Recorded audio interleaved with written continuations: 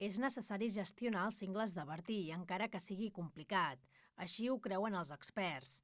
El regidor de l'Ajuntament de Bigues i Riells del Fai, Jesús Cano, l'excap del Servei de Planificació de l'Entorn Natural de la Generalitat, Xavier Carceller, i el doctor en Biologia, Joan Real, coincideixen en que cal un organisme que meni les més de 4.000 hectàrees que formen part d'aquest Pla Especial d'Interès Natural.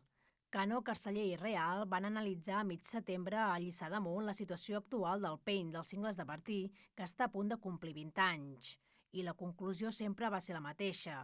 Aquestes eines han servit per protegir jurídicament, però falta la segona part, la gestió. És prioritari començar a implantar un sistema de gestió, que potser els sistemes clàssics doncs no tots en aquest moment són útils i es poden aplicar a tot arreu. Cal una mica imaginació.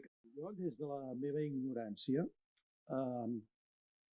és a dir, em pregunto qui té la responsabilitat. És a dir, si és xarxa Natura 2000 i és PEI, hi ha d'haver algú de l'administració que té la responsabilitat de gestió. El que no sé qui és. Si són els serveis territorials, de biodiversitat, o qui.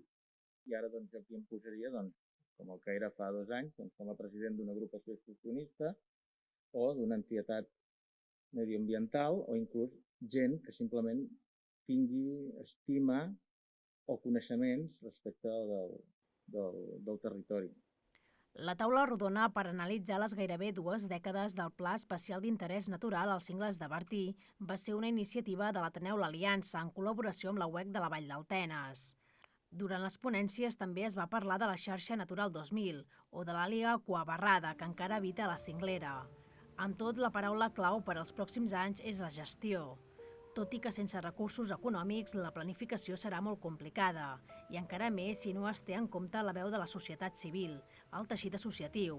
Fins i tot la dels ajuntaments, començar des de baix, el paper de l'administració, en aquest cas la Generalitat, s'ha demostrat que és insuficient.